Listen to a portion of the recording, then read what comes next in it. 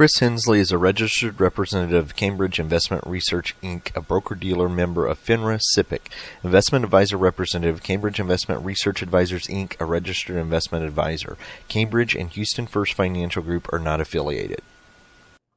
Good afternoon, everybody. You're listening to Money Matters. I'm Chris Hensley. We have a great show lined up for you today. Why do some team members not get along? What is the best way to get new teams and ad hoc teams to maximize their performance in the least amount of time? How can meetings be designed to achieve useful outcomes? Well, today we have Valerie Patrick, and she is with us to really do a deep dive into her new book, When Bad Teams Happen. Valerie, thank you so much for joining us. Chris, thanks for having me. I'm really happy to be here. Absolutely. And for listeners who don't know, who haven't been exposed to you in the past, can you share something about yourself? I was trained as a chemical engineer. Oh, that's a good one. I worked in industry for 25 years. I've been running my own business since about 2014. Awesome. And this topic, the topic of the book, I think now more than ever, a lot of us are working virtually. We're doing remote meetings. And so we're doing a lot more collaborative work than maybe what we signed up for before all of this. So the topic is really, I think, topical for or timely for what's going on with people doing remote working. Let's just go ahead and dive right in. Why did you write When Bad Teams Happen to Good People? That's a really great question. I think the main reason I wrote it is as sort of a way to give back. My son has just started in the workplace in the past couple of years, and his friends and my nephews and nieces, his cousins, and I had spent that 25 years in corporate. And when I started up my business, I did some self-reflection to figure out what I wanted to focus on. And I realized that I had spent over 10,000 hours leading teams in corporate. And wow. Since leaving corporate, I became a certified professional facilitator, and I've actually spent another 10,000 hours of doing that. It's just something I really enjoy. It comes naturally to me. I don't think it always came naturally to me. I think I just took some time to figure out how to do it. I did read a lot and study. But so that was the motivation for the book, the primary motivation. Plus, I think there's been a lot of advancement in neuroscience over the last 10 years, combined with behavioral science. And so I was really interested in exploring how my experience stacked up against the latest scientific findings in teamwork. I love it. One of the things you write about is the idea of a bad team and then heal thyself first. Can you tell us what you mean by heal thyself first? Yeah, so, if you find yourself in a bad team situation, one of the things that you have to kind of do a self-check on is, are you part of the problem of that bad team situation, or are you being part of the solution? And when you find yourself in a bad team situation, regardless of your role, regardless if you're the team leader or you're a member of the team, you have a decision to make, to either be part of the solution or just to sit back and, well, there's not much I can do about it. I think there's a lot that people can do about it, even if you're not a team leader. And I talk about a lot of these things in the book.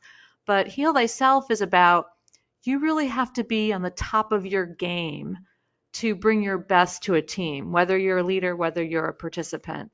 Because teamwork is hard. It's just hard. We wouldn't keep talking about it. We wouldn't keep writing books about it if it was easy, if there was an easy formula for it. So being at the top of your game, it has to do with all aspects of well-being. I have a model in there called SPICE as an acronym to help me remember all the different dimensions of well-being. And this all ties into findings from neuroscience too, that these different dimensions of well-being are healthy for the brain, all of them.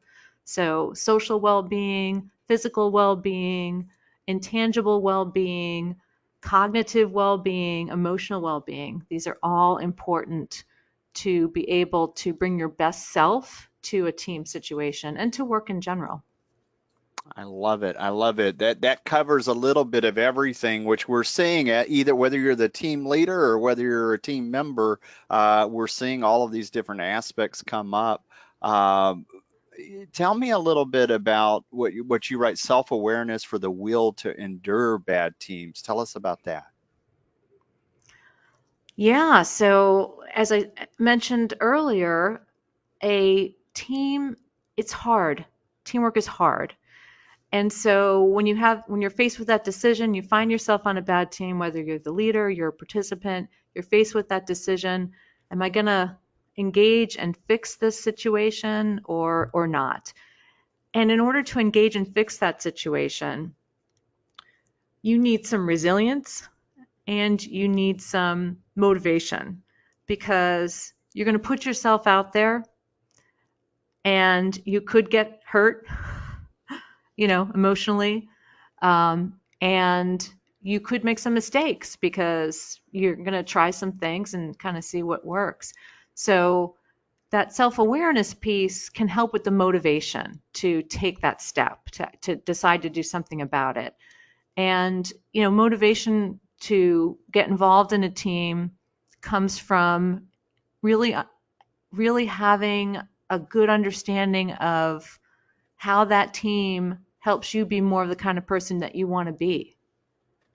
So being able to tie the objective of that team into something that's important to you in terms of your work, in terms of the type of contribution that you want to have. So that's really what that is getting into, is finding the motivation to take that first step, to put yourself out there and try to do something to make things better. And, sometimes you try something, it doesn't work. So you have to be able to, okay, that didn't work, let's try something else. And that, again, takes that motivation to be able to stick with it. Now, some of the things that you write about in the book, now that we're doing a lot more of the remote teams, is there anything that you want to tell us about that, like how that weaves in with what you've currently found? Yeah, so one of the things I was really excited about was some research being done by Dr. Anita Woolley, who's out at Carnegie Mellon University. And one of the things that she studies is collective intelligence. And collective intelligence is something that can predict the performance of a group of people. So if you measure the collective intelligence of a group of people, the higher that collective intelligence is, the more likely that group will be able to perform in a high way together, have high performance. And one of the things that she found correlates with collective intelligence is a trait that she calls theory of mind skill, which is basically using your brain to figure out how other people are thinking or feeling, sensing when someone's off or someone's getting frustrated, that type of thing. And she found that this correlation holds whether the team works in person or virtually. So, this big predictor of team performance works whether you're virtual or not. So I was pretty excited about that. Wow, that's called theory of mind skill, and we're finding that even whether it's virtual or whether it's in person, it's still going to hold true there. It's still going to hold true. Yep. Going back to what kind of troubleshooting, you talked about team leadership. There's a part in the book where you write about troubleshooting you talk about troubleshooting quite a bit of different things with teams, but with leadership, what do you want to tell us about that? Yeah, so leaders take kind of an unfair share of the burden when it comes to teamwork. I mean, they have a disproportionate effect on the climate of the team, which can be important for depending on what the team's trying to do, particularly for creativity and things like that. And they also they establish kind of that initial climate, and they can either get to the team off to a really great start or maybe not so great. But it's okay. I mean, if you don't get it off to a great start, not everything's not lost. I mean, there's things you could still do. Okay, this is good to know. If I wake up grumpy on a Monday morning, there's still hope. There's still hope, yeah. So in the book, I highlight a couple of team leader mindsets. And the idea of mindset is that's a mindset's basically a belief that you hold in your brain, and you actually hold it in the non-conscious part of your brain. So often you're not even aware that you have mindsets. And there's something that your brain builds just based on experience, things that work for you over time. And what scientists have found out is sometimes mindsets help you in performance, and sometimes they are limiting, they get in the way. So I wanted to explore, the mindsets that I have found have been most helpful to me as a team leader to help me be successful in teams. So I talk about some of them, and I'll just bring up one as an example. So a big one is share the floor in order for team impact to soar. I did them with some rhymes to have some fun. So share the floor in order for team impact to soar. So that's about, it can be very tempting for a leader, especially a knowledge worker. Knowledge workers get hired for their expertise, what they know. It can be very tempting for a team leader to get in that meeting and feel like they have to put their knowledge out there and really guide the team in terms of what they know, their experience. But more and more, the problems that we're facing in workplaces, the types of creativity needed, just go beyond just what any one person knows, and often you have to bring together different perspectives. So this is about sharing the floor in order for team impact to soar. So you, as a team leader, if you're doing all the talking, that's actually a problem. You need to be hearing the perspectives of other people. Everyone in the room needs to be contributing. And going back to that research from Dr. Anita Woolley, another thing that she found correlates with team performance is equal participation across team members. So that's why this kind of mindset is really important. So this is kind of a self-check on you. You can use these mindsets as a self-check, and did I do all the talking in that team meeting? Kind of reflect afterwards. If you were doing an unshared share of the talking, then you may be limiting the performance of that team. And so going into the next meeting, you might want to try doing less talking or inviting more input. So that's kind of how the team leader mindsets work. I love that. That's super important to remember. Shear the floor for team impact to soar. And then really, having equal share, equal parties present as far as the meetings, being conscious of that. That's a hard balance to do with the virtual meetings. I see that's something. I've gone from in-person group settings where there's body language to everything's electronic, and it's and I know I'm not the only one. So these things are extremely important for us to know. Let's talk about team composition. I know for small business owners, for managers, if they're building a team, how important is team composition?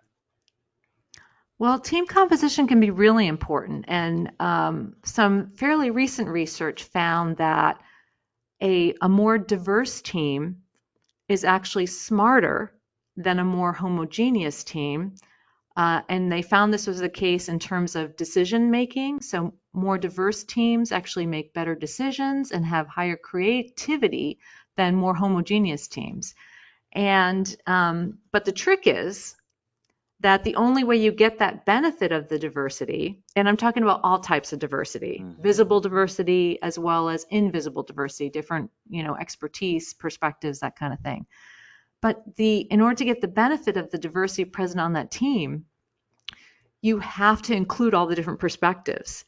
And there's where the rub lies, okay? Because we're actually wired to not be inclusive in different ways. So one way is, we're wired to be exclusive as a survival mechanism. If we naturally, when we see someone that looks similar to us or that reminds us in some way, we feel safe with that person. We're going to be much more likely to be inclusive with that person than someone that we view as different than us. And our brain just naturally does that. So it takes conscious effort to go beyond that natural, that tendency, and to be inclusive of someone that you view as different than you. But you want that diversity to have the smart team, so it's important. And there's another more subtle way that that makes inclusion something that has to be conscious, and that is that we find that when you feel excluded, socially excluded, you experience negative emotion. It's very natural. We all do it. You think back to when you were a kid and you didn't get invited to someone's birthday party. It hurts. It hurts to be excluded. So you naturally feel negative emotion. And negative emotion has been shown to decrease performance if it's extended or if it gets, it stays there or it gets strong. So, negative emotion is not going to help you with team performance. But our tendency is to worry about negative emotion that happens to us. That's how we're built. We worry about negative emotion that happens to us. We worry about how negative emotion impacts us. That's the survival instinct. But when it comes to inclusion, especially as a team leader, but even as a team member, you need to be aware when negative emotion is happening to other people in the room. So that takes some extra conscious effort to be aware of that, because that's a signal that maybe they're not feeling included and they need to be, feeling included. Getting back to that equal participation correlates with higher team performance.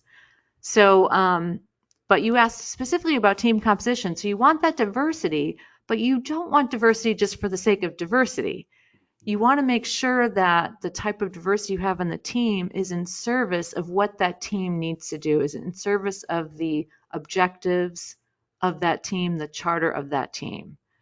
And Stephen Covey used to talk about this, about having a strategic approach to recruiting team members. And I think that it applies to workplace teams as well. You really want to think about who do you really need in terms of both traits. Hopefully you can find people with high theory of mind skill and who tend to be inclusive, but also in terms of expertise or perspectives. You really need to think through what's going to most benefit the type of objective that you're trying to do with that team. I love it. I love it. Now I'm trying to actively listen and not take too many notes, but this stuff is too good here. And you said one of the things of diversity, the benefit, if you want the benefit of it, the trick is having to include all of those different things, those different diversities, to include them. You talked about visible diversity, invisible diversity, different types, whether it's not just physical or it can be expertise diversity. All of those things very important when putting a team together. And that kind of leads right into the troubleshooting a team climate. What can you tell us about the symptoms of team climate problems? Yeah, so that's probably the trickiest one to troubleshoot, is team climate. That's kind of the one, if you take a look at all the other things, and that's not explaining the lack of performance or the lack of getting work done between meetings, then it might be climate. It's a hard one to diagnose. Sometimes you could know it right away. Say you were recruited to replace a team member. So you come in to replace someone else who goes away. The climate's kind of already established because those people have been meeting together. And so you as a new team member, you might feel what that climate's like, and you can either feel comfortable with it or not comfortable with it. So that could be an example where, you can really get a read on it. You can also, based on if you've been on many teams before and if you've been fortunate enough to be on several good teams, then you might get a sense for when something's not working, like something's off and how people are interacting.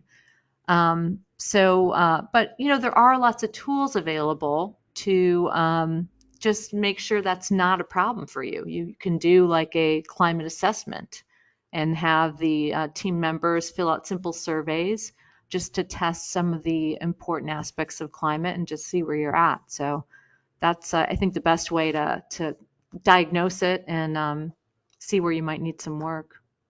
Now, you also talk about I guess the positive part of team climate is creativity, team creativity. What are some of the challenges that come along with that? Yeah, so team creativity, I think a very important aspect of team creativity in terms of climate is making sure you have what I'll call psychological safety in the room. Because when you want to be creative, if you're doing problem solving, you want to be in an environment where it's okay to put something out there that may be a little off, or maybe it's someone else doesn't think it's the right way to go, but that's okay as long as that's triggering some different ideas from other people. So psychological safety gets to that you feel safe putting something out there and people aren't going to jump on you personally for it. They're going to be open to it. They're going to react to it, think about what else it might mean, you know, have constructive criticism in terms of your input. I love that psychological safety. None of this is going to work if we get shot down every time we throw an idea out there. So that having that environment is super important there. What and about? I have been on teams like that before, unfortunately. Oh yeah, I think we all have. I think that probably has rung a bell for many people listening today. The other thing is team operation problems. How do you troubleshoot team operation? Yeah, so I think when it comes to team operation, that's another more subtle one like team climate. Um, but a good sign that you're on the right track is that you regularly have agendas for your team meetings. It doesn't mean that you necessarily stick to your agendas for your team meetings, but that you have a plan going into a meeting. And I think a very important part of meeting planning is having an idea of what are you trying to accomplish in that meeting? What is it that you're really trying to have as outcomes, and how are the people who are going to be in the meeting expected to contribute to those outcomes? So that gets back to that equal participation piece. You need to have an idea of how the people in the meeting need to be contributing in order to achieve those outcomes. So I think there's some just basic planning that should go into each team meeting and to constitute, the basics in terms of team operation. And that can be tough because, as I mentioned earlier, especially knowledge workers are hired for what they know. And what I find with a lot of teams is the tendency to jump right into the content, what we need to talk about. But you have to kind of step back and all right, the content comes in after we figure out what it is we're trying to do and how you're going to get people engaged in what you're going to do. And then we worry about what content is needed to support that and the outcomes we're trying to have. So it can be tough to take that step back, but I think in terms of making good use of meeting time and getting the best possible results from a meeting, that every minute of planning you put into it, you will get back. You'll get a return on that planning for sure. I love that. So so having that agenda, even if you happen to go off of it a little bit, so having kind of a skeleton or a rough draft before you get started down that road with the content, that's huge. And I know that we have this thing with all these Zoom meetings, and they're called Zoom fatigue or meeting fatigue. Is there anything in the meeting design that you talked about that we can do to help with that, from the remote side of it? Yeah, I think it's important to make a distinction between a meeting, a Zoom meeting, and more of an informal connection, because I think Zoom's being used in both ways, right? Since we're not able to gather around the coffee pot, sometimes Zoom is being used for connection, and I think that's good. I don't want that to stop. But when you don't want your connection meetings, your meeting meetings to look exactly like your connection meetings, your more informal meetings. So I think it's important to make that distinction. But I think the same principles apply to a Zoom meeting that would apply to an in-person meeting. So, starting with where I always like to start is the meeting purpose, and deciding, okay, is this meeting about a particular topic, or a particular outcome. So a topic could be something like we need to develop some sort of plan, say it's a strategic plan or update a strategic plan, or is it there's a particular cost reduction target we need to hit or a sales target, or whatever the thing is for the meeting. Is it a topic or an outcome? And then once you understand that, you want to understand if in that meeting your goal is to improve on it, whether it's a topic or outcome, or change it, something new. That can be an important distinction to make sure everyone's on the same page. So if you're about changing something, that's going to require some more creativity and different types of ways to interact, versus on improving something that may be bringing up how we're doing it today and just looking at some of the different levers that you might look at, and it could be a more systematic type of meeting in that case.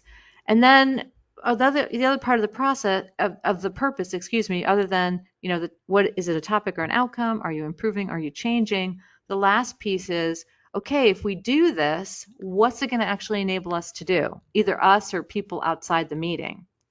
So that's the last piece. And once you have a good, solid meeting purpose like that, then it sort of spills out from that, what you need the meeting participants to do, and then what you can expect in terms of deliverables from that meeting. But it really all starts with that purpose. And I think that's a pretty basic step that people can go through, whether it's a Zoom meeting or an in-person meeting. I love it. I love it. Valerie, this is the shortest half hour that we just went through it like that. I would encourage readers the book, When Bad Teams Happen to Good People. You mentioned before we started recording that they can go to Amazon, Barnes & Noble. It's available at most of the major booksellers there. Is there a website to find out more about you, your background, your work? Is there another website that you'd like to point people to? Yeah, if you don't mind, I'm going to mention two things. So one thing is I made a video series on YouTube called The Team Cast at Fulcrum Connection, and you have to put that whole thing in the search, The Team Cast Fulcrum Connection, because otherwise you get all sorts of casts from different movies and TV shows. But they're just short little vignettes about teamwork. And then my website is www.fulcrumconnection.com. And you can find more information there about teamwork, about leadership, innovation, all sorts of stuff. Fantastic. So if you're driving right now, don't feel like you have to write it down, because we will have it on the podcast notes as well. Valerie, is there anything I have not asked you that you'd like to leave listeners with today? You've asked a lot of great questions and nothing comes to mind. So I'd say you did a great job. Well, thank you. Thank you. Well, have a great weekend. Thank you for sharing this with us, and have a good rest of the day there. Thank you very much, Chris. Thanks for having me.